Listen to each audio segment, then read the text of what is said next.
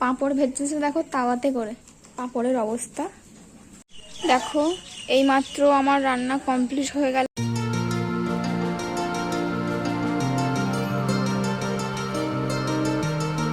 Hello বন্ধুরা, সবাইকে জানাই শুভ রথযাত্রার শুভেচ্ছা। আশা করছি তোমরা সবাই খুবই ভালো আছো, আমরাও ভালো আছি। আজকে নিয়ে চলে এসেছি নতুন একটা ব্লগ ভিডিও। আর এখন বাজে দুটো বাজে। এখন থেকেই আমার ব্লগটা স্টার্ট করছি। আর আজকের তো রথ, আর আজকের দিনে বৃষ্টি হবে না তা তো কখনোই হতে পারে না। সারাদিনই রৌদ্র ছিল, এই কিছুক্ষণ আগে থেকে আর কি বৃষ্টি শুরু হয়েছে। আর আজকের আমি কি বানাবো বলো তো? আজকের আমি খিচুড়ি বানাবো। তোমাদের দাদাভাই বললো যে আজকে একটু খিচুড়ি বানাও, তো খিচুড়ি বানাবো।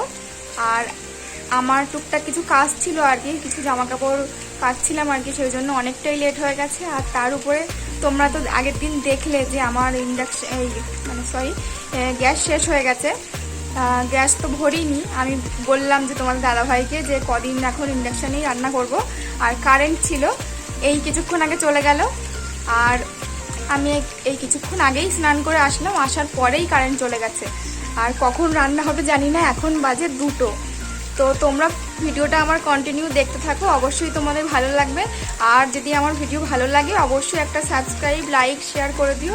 আর কমেন্ট করে জানিও যে আমার ভিডিও তোমাদের কেমন লাগে।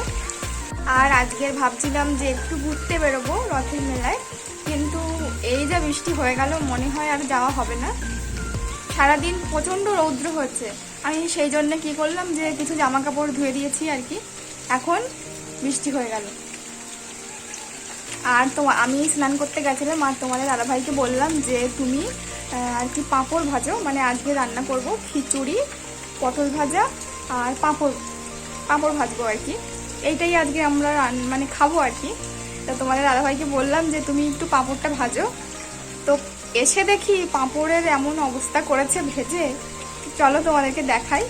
তো তোমরা পুরো ভিডিওটা কন্টিনিউ দেখতে থাকো, কীরকমভাবে পাঁপড় ভেজেছে দেখো খালি একবার।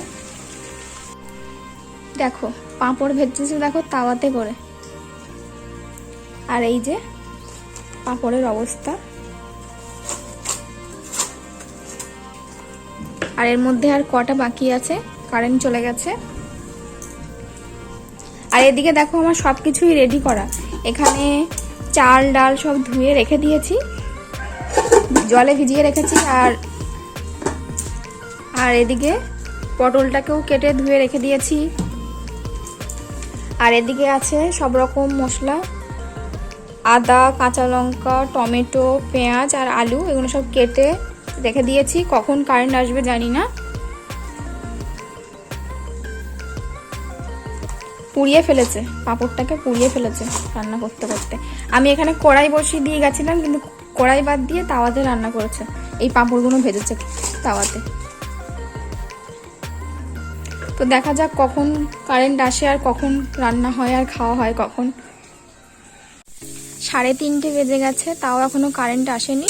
সেই জন্যে ইট দিয়ে উনুন করে এখন রান্না করা হবে।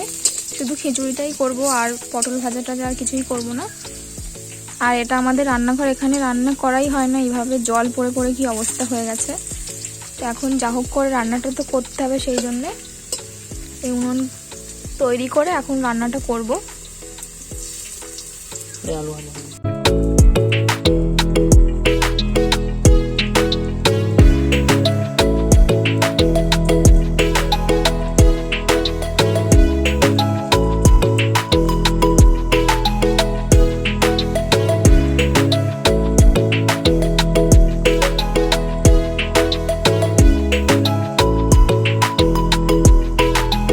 দেখো এই মাত্র আমার রান্না কমপ্লিট হয়ে গেল, খিচুড়ি বানানো হয়ে গেছে। এই প্রথমবার খিচুড়ি বানালাম নিজে, কিন্তু কীরকম খেতে লাগবে তা জানি না।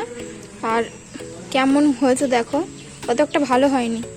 তো যাই হোক, এখন রান্না হয়ে গেছে।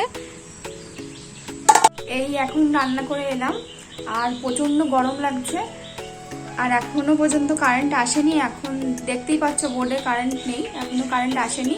আর এখন কটা বাজে বলো তো? এখন বাজে 4:03 হয়ে গেছে। এখন এখনো পর্যন্ত কারেন্ট নেই, আর কখন আসবে তাও জানি না। সামান্য একটু বৃষ্টি হচ্ছে, ঝড় টর কিন্তু কিছুই হয়নি, তাও দেখো কারেন্ট নেই।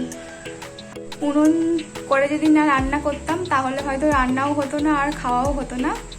আর কি অবস্থা দেখো, প্রচণ্ড গরম লাগছে দুজনেই রান্না করছিলাম, মানে তোমাদের দাদাভাই উনুনে জাল দিচ্ছিল আর আমি রান্নাটা করছিলাম, এইভাবেই করেছি।